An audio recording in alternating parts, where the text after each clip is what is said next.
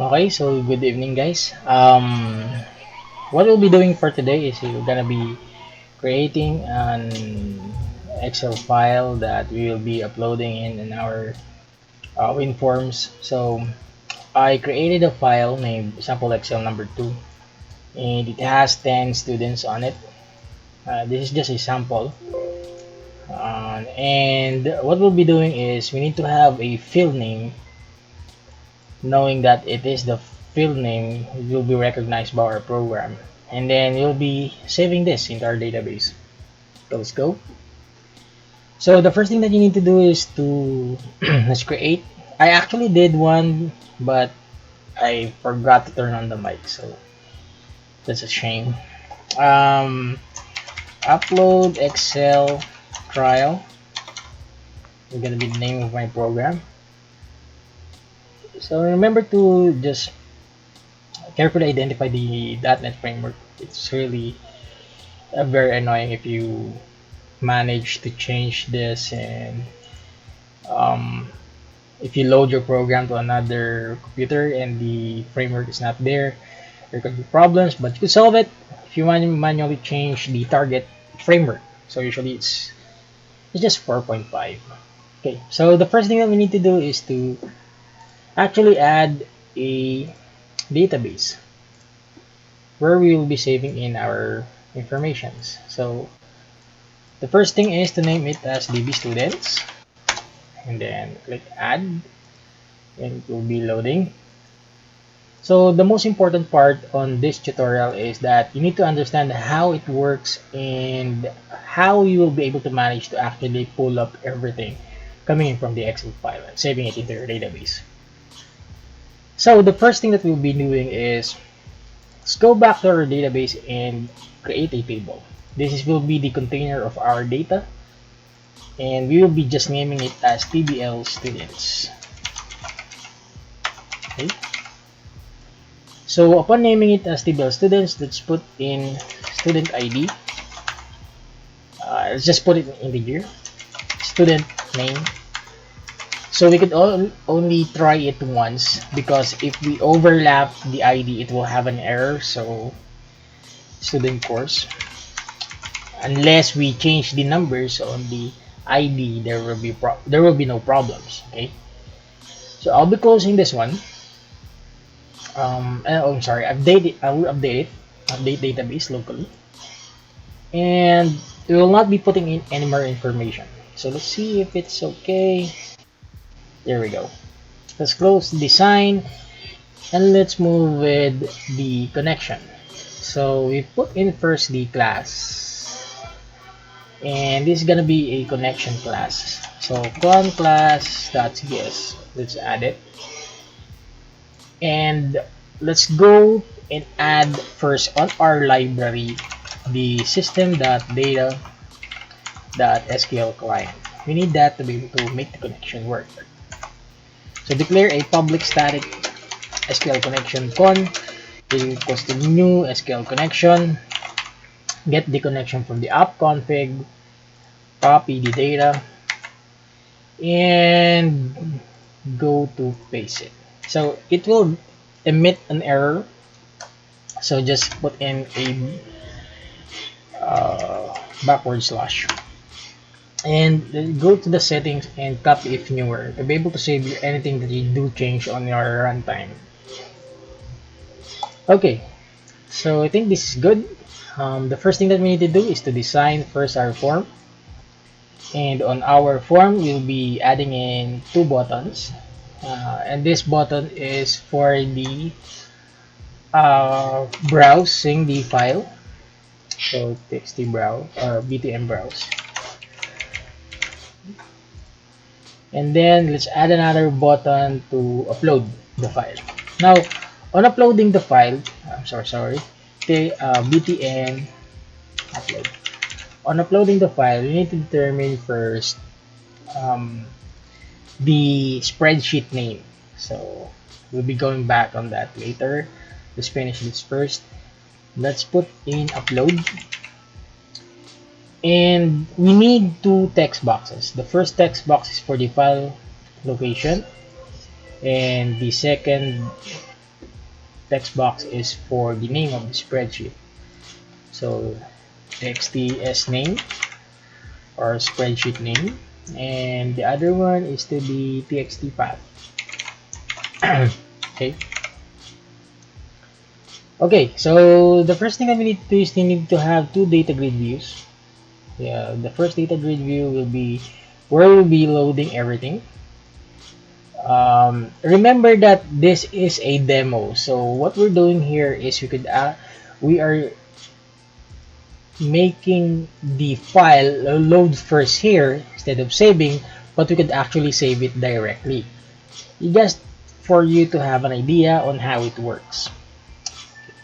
Then we have a button just below.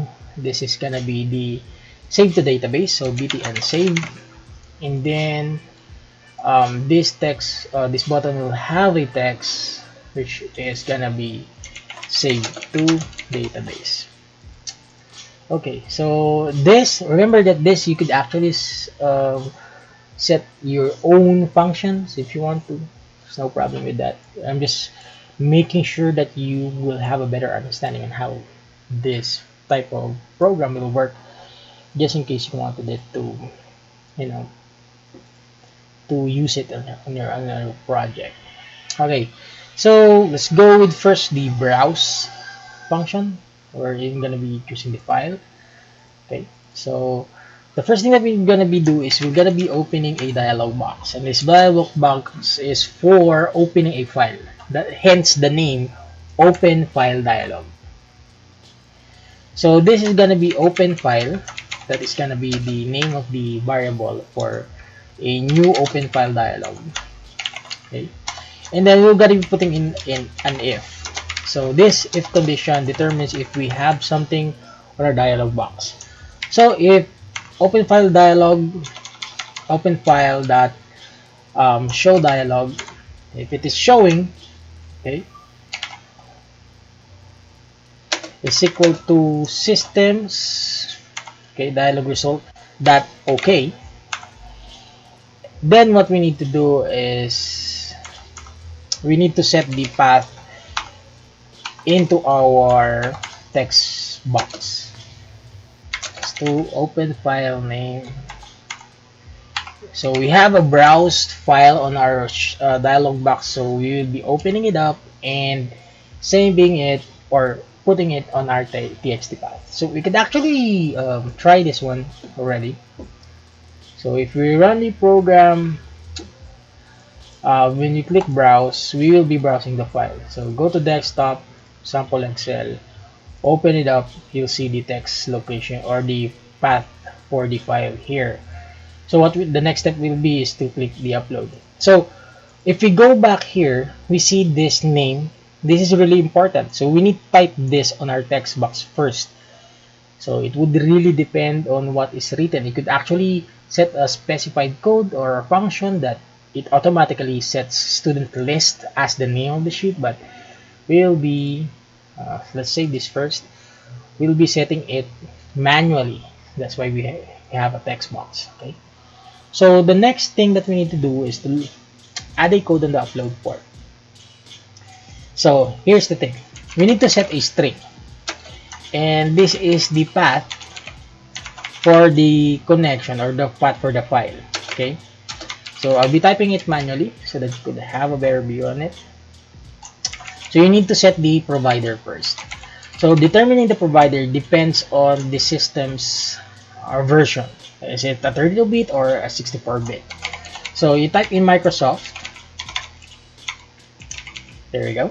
And then you need to choose from ace.oledv.12.0. Okay, so that means that this is a 64-bit OS. If it was a 32-bit, 32 bits has jet.oledv. That's just a thing that I found out. I don't know. I just had an error earlier, so I need to find out what's the problem. So it's gonna be 12.0 for a 64-bit. Next is we need to locate the data source. Where will be it coming from? Since we have the file location on our txt path, what we'll be doing is we'll be setting it in our source. Okay, so the first thing that we need to do is to put two double quotes, and two plus. Okay, and in between this is the txt path.x. Next, you need to set these properties, and these properties are for the Excel file. Extended properties is equals to single quote, and then we put in Excel 8.0 HDR is equals to yes, and I think that's it. So that is our connection. I'll be putting it much more bigger and then a better view. There we go. Then let's type in how we could actually load to our database.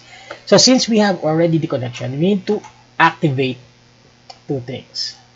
First, we'll be using system.data.sql client because we'll be saving in later. And we'll be using system.data.olydb. Okay, so that is the olydb we have. olydb is for the database or the properties for the Microsoft. Okay, so olydb.connection con is equals to new olydb connection, and the path con will be our variable for that, or the location. Next is we set an olydb data adapter, da is equals to new olydb data adapter, and we need to select everything from the Excel file. So to be able to do that, we need to select asterisk from. Okay, so since there's no specification, we need to just add in some information such as the file. So file location. So the file location is actually on the txt sname.txt.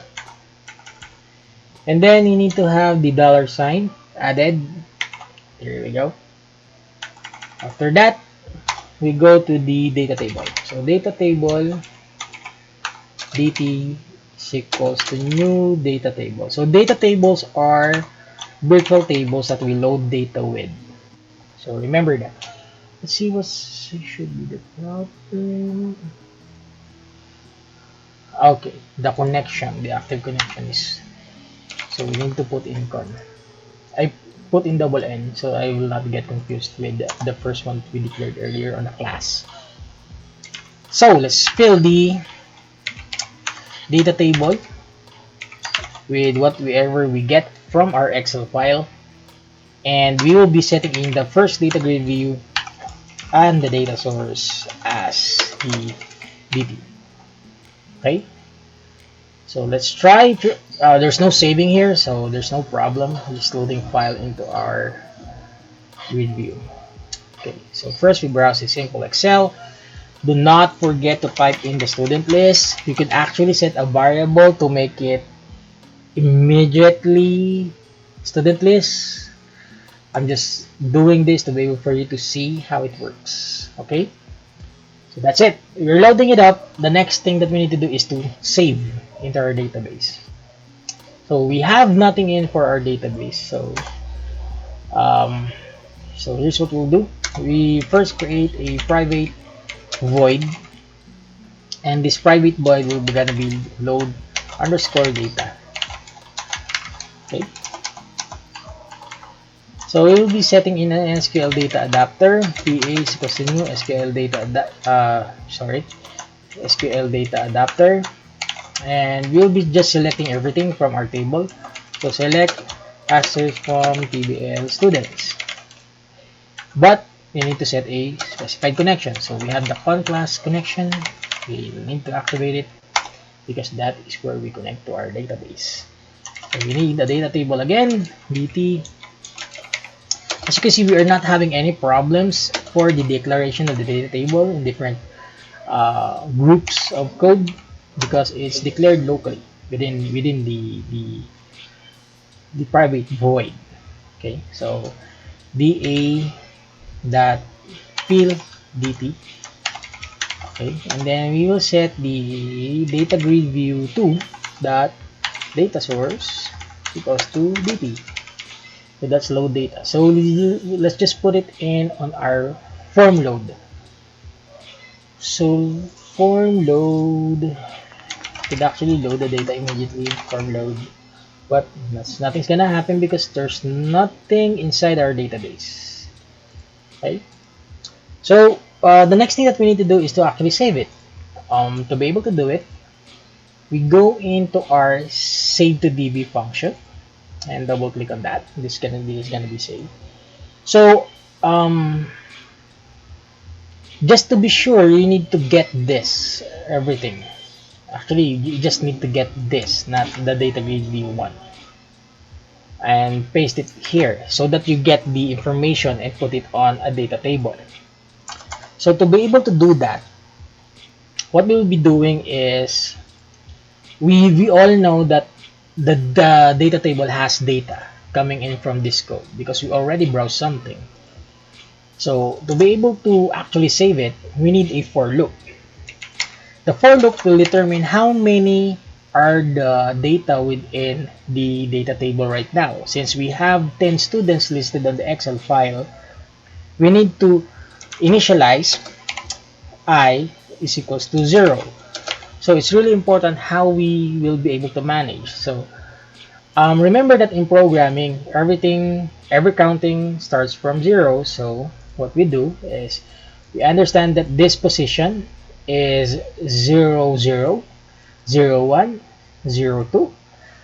This is gonna be 1, 0, 1, 1, 1, 2. This is gonna be 2, 0, 2, 1, 2, 2, so and so forth. So basically there is just a set or a series or a table that we need to understand how it works. So I'll be initializing I as 0 because that is where gonna be the grid or the columns and the rows will be starting from. So the rows is gonna be starting in from 0. So is I less than or equal to or less than, convert that in 32. So we need to have the value of the rows. So dt dot rows dot count dot to string. Okay, and then since we have that already, we need to put in I++ as the incrementation. So since we have that, we need to add in the for loop and do this one more time. We need to save.